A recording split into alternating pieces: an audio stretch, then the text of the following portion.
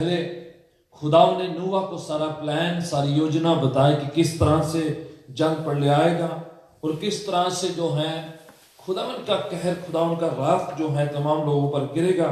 पर जितने ईमान निष्ठा के साथ जो है जिएंगे, उस कश्ती में रह सकेंगे, खुदावन उनको बचा लेंगे। उस तरीके से अंत के दिनों में खुदावन में जितने लोग अपने आप को तैयार करते हैं, ईमान में बने रहते हैं, खुदावन आने वाले कहर से अपने वाली जितनी भी वो खुदावन की राहत की बातें हैं, उससे खुदावन अपनी कलीसिया को बचा के रखे। वो तस्वीरें हैं। प्रभु यीशु मसीह बातें जब कर रहे हैं एंड डेज में, कहते हैं कि अंत के दिन नोआ के जमाने के। नोआ के जमाने का मतलब कि नोआ ईमान से जिए, उन पर कहर नहीं आया, उन पर जलपलों ने उनको खत्म नहीं किया, ना उनके खानदान को खत्म किया। वही लोग जो ईमान करके उस कश्ती में आगे वो बचा लिए गए। फिर एक जगह पर लिखा है अंत के दिन लूत के जमाना के समान है, जिसका मायना क्या है कि लूत और उसके खानदान को उस समय आग और गंधरस जो है उससे बचा लिया खुदा ने, उस कहर से बचा लिया जो तमाम लोगों पर गिरा, पर लूत और उसके खानदान को वहां से निकाल दिया। तो वो अंत के दिनों की वो निशानियां हैं। आज भी जो है पवित्र शास्त्र बाइबल में हम चंद हवाले पढ़ेंगे ताकि हमें जो है एंड डेज की कुछ तैयारी करने के लिए कलीसिया को अपना किरदार जो है याद आ जाए। मत्ती की इंजील उसका 24 अध्याय जो है 24, मत्ती की इंजील 24 अध्याय जो है पूरा उन बातों का जवाब है जब कलीसिया के अगुवे, जिन्हें हमें 12 रसूल कहते हैं, 12 शिगिर्द कहते हैं, यीशु के पास आए और उन्होंने खास डायरेक्ट क्वेश्चन पूछा कि प्रभु आप बताएं कि अंत के दिनों की क्या निशानियां हैं। उन्होंने पूछा कि क्या है अंत के दिनों की निशानी, और पूरा 24 अध्याय जो है उन निशानियों का विवरण या खुलासा देते हुए प्रभु यीशु मसीह ने एक के बाद एक निशानियां बताई हैं। उनमें से एक जो है हवाला हमें चाहूंगा कि हम 12वीं आयत को, 12वीं पंक्ति को पढ़ें, जो एंड डेज की निशानियों में से एक है, और वो जो है हमारे लिए एक तैयारी का सबब होगा। 24 अध्याय उसकी 12 आयत, कोई भी जना आपके पास बाइबल है तो आप बुलंद आवाज से पढ़ सकते हैं। हाँ जी, एंड डेज की निशानियों में से एक निशानी प्रभु यीशु मसीह बताए हैं प्रायर टू दैट। इस हवाले से पहले 11वीं आयत में लिखा हुआ कि अंत के दिनों में झूठे नबी उठेंगे और अपने आप को कई बार मसीह कहलाएंगे और कईयों को बहकावे में डाल देंगे। तुरंत उसके बाद लिखा है और कईयों की प्रीत ठंडी हो जाएगी। कैसे है? झूठे नबियों की वजह से इमीडिएटली तुरंत निशान क्या हो जाता है कि कई लोगों का विश्वास कम हो जाता है, कुछ ठोकर खा बैठते हैं। कईयों की जो है खुदावन के साथ ईमान, जो निष्ठा, जो लगन है, जो उसके साथ जो प्रभु का चलना है, उसमें जो है ठंडापन आता है, क्योंकि डिसेप्शन की वजह से, विश्वासघात की वजह से, झूठे नबियों की वजह से, झूठी नबूवतों की वजह से तुरंत जो है उसका side effect, immediately side effect. आप 11वीं आयत पढ़े तो उसके तुरंत बाद प्रभु यीशु मसीह ने यह बात कही है। पढ़िएगा जरा 11वीं आयत भी। और बहुत झूठे नबी उठेंगे। हाँ जी, बहुत से झूठे नबी उठेंगे। हाँ, राइट, उसी के तुरंत बाद कहते हैं और कईयों की प्रीत जो है, ईमान जो है ठंडा पड़ जाएगा। तो ये तुरंत उसका इफेक्ट है कि जब जो है ईमान निष्ठा में कटौती हो जाती है, ठंडापन आ जाता है, खुदावन के लोग जो है, ईमान रखने वाले लोग जो है ठंडा पड़ जाते हैं। इसलिए कह दिया गया है कि ईमान में ठंडा नहीं होना है। ये तैयारी के लिए बता दिया गया है कि कलीसिया को एंड डेज में जो है बाकी सब चीजों की तैयारी जो है उसके साथ जो है ईमान की रक्षा करनी है, हिफाजत करनी है, ईमान जो है संभाल के रखना है। और फर्स्ट जॉन में लिखा हुआ है एक दूसरे से स्नेह करें, मोहब्बत करें, क्योंकि ये जो है परमेश्वर की इच्छा है खुदावन के लोगों के लिए। ईमान जो है ये कम होता है और ज्यादा होता है, इसका ग्राफ आगे बढ़ता चला जाता है। तो ईमान को बढ़ाने का सिर्फ एक ही तरीका है, प्रभु की आवाज, प्रभु की धुनी को सुनना, प्रभु की उस निष्ठा की, ईमान की आवाज को सुनते रहना, उसी से ईमान बढ़ता है। उसके अलावा किसी और तरीके से ईमान बढ़ता नहीं है, और कोई तरीका ही नहीं है। बाद में बताया गया ईमान बढ़ने का एक ही सलीका, एक ही तरतीब बताई गई है कि ईमान को बढ़ाना है तो प्रभु की आवाज को कॉन्स्टेंटली, लगातार सुनते चले जाए। प्रभु यीशु मसीह कहते हैं मेरी भेड़ें मेरी आवाज को सुनती हैं, पहचानती, उनको पता है, उनको कोई जो है कुछ जो है कोई बहकावे में नहीं डाल सकता। मेरी भेड़ें मेरी आवाज को सुनती। तो कॉन्स्टेंटली, लगातार, कंटिन्यूली प्रभु की आवाज को सुनना। एंड डेज में ये एक तरीका बताया गया है। कईयों की प्रीत ठंडी पड़ सकती है, ईमान ठंडा हो सकता है, तो ध्यान रखना है कि मसीही लोग, कलीसियाई लोग जो हैं, ईमान की रक्षा करते रहे, हिफाजत करते रहे। परसिक्यूशन की वजह से ईमान ठंडा हो जाता है, सताव जो होता है फैमिली की तरफ से, अजीजों की तरफ से, नेशन की तरफ से, कानूनों कायदों की वजह से, कई वजहें हो सकती है विश्वास ठंडा होने की, पर कोई भी वजह क्यों ना हो, खुदावन ने अपने लोगों को संभाल रखा। जितने भी खुदावन के कलीसियाई जो अगुए रहे, रसूल रहे हैं, सबको जो है परसिक्यूशन में से, सताव में से होकर गुजरना पड़ा, और सब ने अपने ईमान की रक्षा करी, सब ने संभाला। पौलुस देखें और पतरस देखे, सब जो है मार्टियर किए गए, यहां उनको शहीद कर दिया गया, पर उन्होंने अपनी ईमान की रक्षा करी है। तो पौलुस भी अपने आखिरी खत में कहते हैं, तिमोथियस को खत लिखते हैं, दूसरा तिमोथियस पौलुस का आखिरी खत, उसमें कहते हैं अपने ईमान की हिफाजत कर, रक्षा कर, संभाल के रख अपने ईमान को। उसे पता है कि एंड डेज में अटैक होगा। पहले तिमोथियस में पौलुस खास खत में लिख के कहता है कि उन दिनों में बहुतों का विश्वास कम पड़ जाएगा, ईमान जो है ठंडा पड़ जाएगा, आपस में रिश्तों की जो है वैल्यू खत्म हो जाएगी, पति पत्नी के बीच में हो सकता है, माँ बाप बच्चों के बीच में हो, कलीसियाई लोगों का आपस में हो सकता है। तो एंड डेज की निशानी, उसके लिए खुदावन ने पहले से ताकीद कर दी है, ईमान की रक्षा करनी है। दूसरा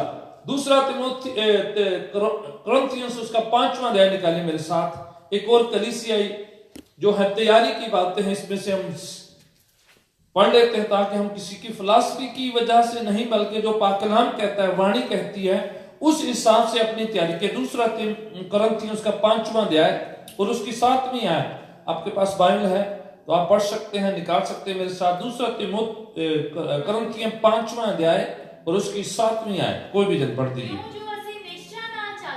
क्योंकि कलीसिया को बताया गया है, कलीसिया लोगों की जो है क्वालिटी बताई गई है, क्योंकि हम ईमान से चलते हैं। हाँ जी, दृष्टि से नहीं, बाहरी बातों को देखते नहीं हुए नहीं, बल्कि किस तरह से चलते हैं, ईमान से चलते हैं। यह एक तरीका बताया गया है कलीसिया को।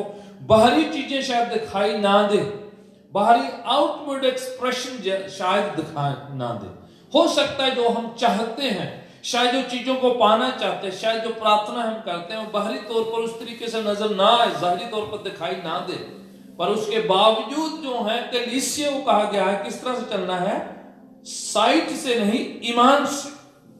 ठीक है, कई चीजें दिखाई देंगी, प्रार्थना को जो ऑब्वियस नजर आएगा। इब्राहिम को देखे कि उसको औलाद, बच्चा होने का वायदा किया गया, पर काफी सालों तक, 25 साल तक दिखाई नहीं दिया, आउटवर्ड कुछ दिखाई नहीं देता, पर वो ईमान से चलते रहे। खुदा ने कहा है तो वो पूरा करेगा। तो कलीसियाई तौर पर बताया गया कि जरूरी नहीं कि हर जो है आपने प्रार्थना करी, ऑब्वियसली बड़े तुरंत इंस्टेंटली उसका जवाब हमें मिल जाए। जरूरी नहीं कि सताओ, अगर बंद करने की बात करी है, प्रार्थना करी, तो खुदा ने उसी समय लाके हमारे सामने रख देना है, जरूरी नहीं है। लिखा है हम दृष्टि से नहीं चलते हैं, ईमान से चलते हैं। आमीन। ये कलीसिया को कह दिया कि ये तैयारी है इन डेज में, कि जरूरी नहीं कि हर चीज आपको सामने दिखाई दे। अगर देख के विश्वास किया तो फिर विश्वास थोड़ी होता, तो एग्रीमेंट हो गया। आपको कहा गया कि सामने हारमोनियम पड़ा है ना, आप ये विश्वास करें। विश्वास क्या करना, आप तो सहमत हो रहे, आपने तो देख लिया है। अगर सामने दिखाई दे रहा, आप टच कर सकते हैं, स्पर्श कर सकते हैं, आपको दिख रहा है, फिर तो ईमान की कोई जगह गुंजाइश बचती नहीं है। ईमान वो है अनदेखी चीजों का पक्का प्रमाण, अदृश्य। इब्रानियों का खत 11 अध्याय उसकी पहली आयत पढ़िएगा। इब्रानियों की पत्री 11 अध्याय उसकी पहली आयत, पहली पंक्ति को कोई भी जन बुलंद आवाज से पढ़िएगा।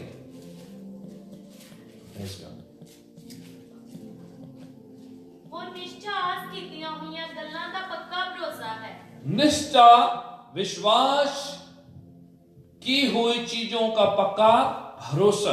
हाँ जी, आगे। अनडिट जो दिखाई नहीं देती है, अदृश्य, अनडिट दिखाई नहीं देती, ओदा की यह पक्का भरोसा, सबूत है, प्रमाण है। दिखाई नहीं देती, अनडिट, अदृश्य, अनसीन, विजिबल नहीं है, वो दिखाई नहीं पड़ती, वो है उसका सबूत है। कलीसियाई लोगों को हिदायत, निर्देश, इंस्ट्रक्शन दे दी गई है कि ईमान रखना है तो बाहरी चीजों को मत देखते रहिएगा। बाहरी चीजें दिखाई ना भी दे, ईमान से चलने की बात कह दी। अंत के दिनों की तैयारी है कलीसिया की, विश्वासी जनों की, कि अनदेखी चीजों का पक्का भरोसा, प्रमाण, सबूत। खुदा ने कहा तो खुदा करेगा, खुदा उनके नाम से होगा। अगर उसने कह दिया तो वो करेगा तो करेगा, चाहे उसमें देरी हो जाए, चाहे बहुत देरी हो जाए, चाहे हमारे पास वो चीजें दिखाई भी ना दे, मिले भी ना, तब भी जो है ईमान से चलने की बात कह दी गई है। अनडिट, दिखाई नहीं देती, सामने नहीं मिल रही, जो मांगा दिखाई नहीं देता, उसके बावजूद जो है ऑब्वियसली जो है खुदावन पर यकीन कर लेना कि yes he is going to take care, हाँ वो करने की ताकत रखता है। आगे बढ़ते हैं पवित्र कलाम में से। इफ्सियों का खत उसका 6 अध्याय, आपके पास पवित्र शास्त्र बाइबल है तो मेरे साथ खोल ले सकते हैं आप। इफ्सियों का खत उसका 6 अध्याय और उसकी 18 आयत से पढ़ते हैं। फिर से एंड डेज में चैप्टर 5 एंड चैप्टर 6 जो है ये आखिरी दिनों की तैयारी की बातें हैं। उसमें लिखा हुआ है कि दिन बुरे हैं, इसलिए आप ध्यान रखा जाए किस तरह के समय का इस्तेमाल किया जाता है। और उसी चैप्टर 6 में फिर आके बता दिया गया है कि 18 आयत पढ़िए मेरे साथ। और हर समय और हर प्रकार से आत्मा में प्रार्थना और विनती करते रहो। हाँ, हर समय, हर हाल में, हमेशा, हर समय में, हर हाल में, हमेशा प्रार्थना करते रहो। मीन्स ये तो रुकना ही नहीं है, हर समय में, हर हाल में, हमेशा प्रार्थना करते रहो। ये जो है कलीसिया तौर पर तैयारी फिर से बता दी गई है। हर समय में, हर हाल में, हमेशा, कोई भी हालात क्यों ना हो, समय कैसा भी क्यों ना हो, दुख हो, सुख हो, खुशी हो, गमी हो, कैसा भी क्यों ना हो, प्रार्थना जो है उसमें कटौती ना हो, उसमें रोकने की कोई बात हो नहीं सकती है। प्रार्थना सुनी जा रही है या नहीं जा रही, जवाब मिल रहा है या नहीं मिल रहा है, कुछ हो रहा है या नहीं हो रहा है, हर समय में, हर हाल में, हमेशा प्रार्थना करते रहो। आगे, और विनती करते रहो, विनती करते रहो। हाँ, और इसलिए जागते रहो। जागते रहो। मैंने पहले से कहा कि ये 5वां और 6ठा अध्याय पूरा जो कलीसिया को याद दिलाया गया कि हमें सचेत रहना है, सतर्क रहना है, सावधान रहना है, वॉचफुल रहना है। ये बात जो हमें कह दी गई है। तो एंड डेज की एक ये जो कलीसिया कह रही है कि तैयार रहना, सावधान रहना, वॉचफुल रहना, सतर्क रहना, चौकन्ने रहना, ये हमें कह दिया गया। आमीन।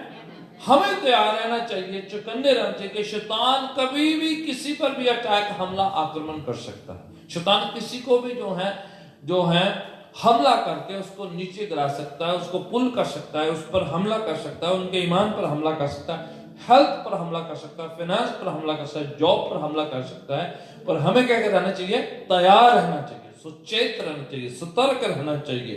हमें पूरा हवाला ब्रदर 18 कर दीजिए। और सब पवित्र लोगों के लिए लगातार विनती किया करो। सब लोगों के लिए, सब कलीसियाई लोगों के लिए लगातार विनती, प्रार्थना करते रहना। आमीन।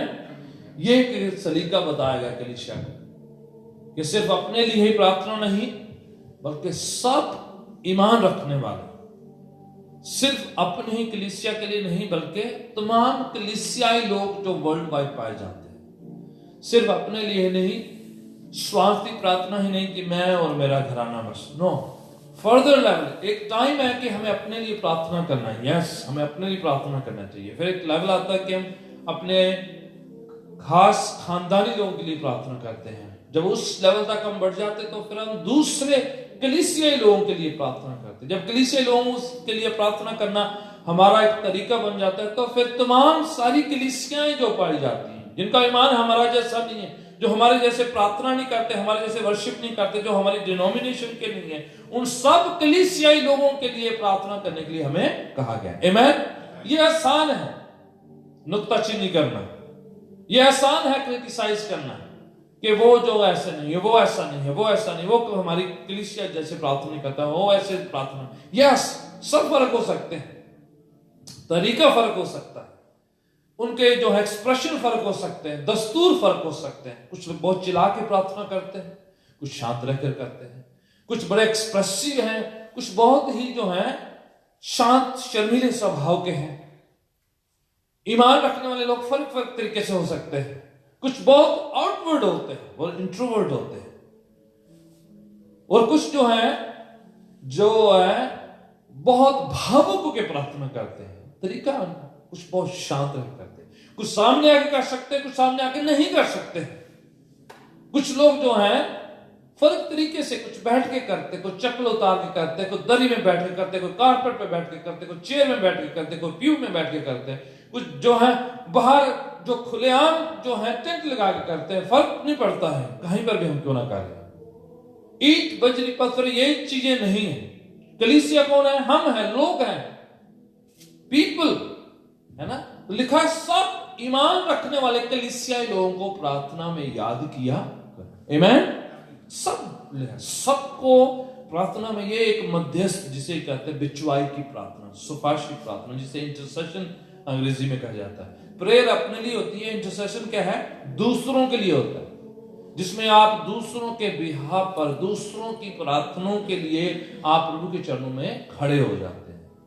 तो उसके लिए एक जज्बा है, उसके लिए एक भावना है, उसके लिए एक खास डेडिकेशन है कि आप और मैं दूसरों के लिए हम प्रार्थना करें। आसान है कह देना कि वो फलाना ऐसा है, फलानी ऐसा है, अजीज वैसा है, उसके बजाय जब कम्युनियन सर्व किया जा रहा था, याद है जब प्रभु यीशु मसीह ने लॉर्ड सपर की रस्म को पहली बार अदा किया, तो वो फसह का पर्व था। ठीक है, फसह का पर्व था, और प्रभु यीशु के शागिर्द जो हैं उस पर्व के टाइम खाने के लिए मेज पर बैठ गए। तो यीशु आकर पहला काम क्या किया? आए और अपने शागिर्दों के पैर धोए। Praise God. कम्युनियन सर्व करने से पहले, कम्युनियन देने से पहले, शाही रबानी देने से पहले, पाक शराकत देने से पहले उन्होंने क्या किया? उनके पांव को धोए। उनके शरीर में जो बाहर चलते फिरते आते फिरते उनके शरीर पर जो धूल मिट्टी लग चुकी थी उसको शुद्ध किया, ताकि पाकीज़गी के बाद ही वो जो है शिरकत कर सके कम्युनियन में। जो हमें बात याद दिलाता है, कम्युनियन में हिस्सा लेने से पहले हमें अपने आप को पाक साफ करना है, यीशु के द्वारा, यीशु के लहू के वसीला से। आमीन। यीशु हमें पाक साफ करता है। आसान था ये कहना, मेरे पांव साफ है, तेरे गंदे हैं। उस रात जो है जब वो मेज पर बैठे, मेरे पांव साफ है, दूसरों के गंदे हैं। नहीं, मेरे जॉन बोले होगा मेरे साफ हैं, मत्ती के नहीं अच्छे, फलाने के नहीं अच्छे। सब ने सोचा मेरे साफ है। खुदा की निगाह में सबने कहा सबके धोने पड़ेंगे। पतरस के पास आए धोने के लिए, तो पतरस क्या बोले? ना ना ना प्रभु, मेरे पांव नहीं धोना आपने। तो यीशु कहते अगर मैं तेरे पांव नहीं धोता तो तेरा मेरे साथ कोई रिश्ता नहीं। ठीक है, आप गंदे पांव लेके, गंदे हाथ लेके, बिना कहे कि मुझे मैं तुम्हें साफ नहीं कर सकूं, आप चाहे कि मैं ना करूं आपसे। अगर आप पाक नहीं होना चाहते, साफ नहीं होना चाहते, शुद्ध नहीं होना चाहते, शरीर पर वो चीजें जो दुनिया की आपके साथ लग जाती, अगर वो चाहते नहीं कि यीशु साफ करे, तो फिर तेरा मेरे साथ कोई रिश्ता है ही नहीं। पाकीज़गी सबसे इंपॉर्टेंट हिस्सा है हमारा। याद है पतरस अपनी खत में पहले ही अध्याय में बाद में कहता है, be holy because I am holy. वो लिखते हैं, उसे याद आता है कि खुदावन के पास पहुंचना है, रिश्ता बनाना है, तो क्या है? पवित्रता ही सबसे इंपॉर्टेंट हिस्सा है। आपको पता है 24 आवर जो फरिश्ते क्या बोलते हैं? पवित्र पवित्र पवित्र। ये नहीं कहते वर्शिप वर्शिप वर्शिप, वो ये भी नहीं कहते सना सना सना, नो नो नो। क्या कहते हैं? पवित्र पवित्र पवित्र। वो ये भी नहीं कहते लव लव लव, नो। वो क्या कहते हैं? होली होली होली। खुदावन के पास जो है जाना है, तो खुदावन जो जब तक हमें पाक साफ नहीं करता तो रिश्ता नहीं। यीशु कहते मेज में शिरकत करना है, मेरे साथ संगति करनी है, तो पवित्रता ही वो हिस्सा है जो अलग किया नहीं जा सकता। यस, हम सब जो हैं एक दूसरे से बेहतर हो सकते हैं। यस, हम सब दूसरों के पांव में जो धूल लगी है, मिट्टी लगी, उसे देख सकते हैं। हम सब जो हैं कहीं ना कहीं पर जो हैं हमारी जिंदगी में कहीं ना कहीं कुछ हो सकता है, but when you come at the presence of the Lord, he wants to cleanse everyone. आप पतरस हैं, आप जॉन हैं, आप मैथ्यू हैं, आपका नाम कोई भी क्यों ना हो सकता है। यीशु कहते हैं कि अगर आप पवित्रता में हिस्सा नहीं लेंगे तो तेरा मेरे साथ कोई रिश्ता नहीं। एंड डेज में खुदा चाहता है कि कलीसिया पाक साफ शुद्ध हो जाए। इसी इफिसियों की पत्री में लिखा हुआ है, रिंकल फ्री, ऐसी कलीसिया जिस पर कोई दाग धब्बा नहीं है, जिस पर कोई झुर्री नहीं पाई जाती, जो यीशु के लहू से अपने आप को पाक साफ शुद्ध करना चाहती है। आमीन। हम अपने आप को कैसे, पतरस चाहा नहीं यीशु मैं खुद ही अपने आप को पाक कर लूंगा, मुझे साफ करना आता है। नो, हम यीशु के बिना पाक साफ हो सकते ही नहीं। यीशु का लहू हमें पाक साफ करता है, वही हमें शुद्ध करता है। आइए जब हम प्रभु की मेज में शिरकत करेंगे, इंस्टेड ऑफ हम दूसरे के पाँव को देखें, हम अपनी लाइफ को देखें। खुदावंद मैं चाहता हूँ कि आप मुझे पाक करें, मैं चाहता हूँ आप मुझे शुद्ध करें, मैं चाहता हूँ कि आप मुझे पवित्रता की जिंदगी बख्शें। आप मेरी सहायता करके एंड डेज में ना मेरे ईमान में कटौती आए, ना मेरी प्रार्थना में कटौती आए, ना मेरी पाकीज़गी में कटौती आए। मैं इन सब चीजों में कायम बना रहूं, बरकरार रहूं, ग्राउंडेड रहूं, लगा रहूं तेरे साथ। ना मेरी साक्षी गवाही में कोई कटौती है, क्योंकि एंड डेज में ये हो सकता है ईमान ठंडा हो सकता है, पाकीज़गी कम हो सकती है, बिट्रेयल बढ़ सकता है, पर उनके बीच में we need to keep grounded ourselves on the word of God। मैं चाहूंगा आंखों को बंद कीजिएगा। आइए खुदा के चरणों में पाँव के बल खड़े हो जाओगे। Let's stand up। खुदा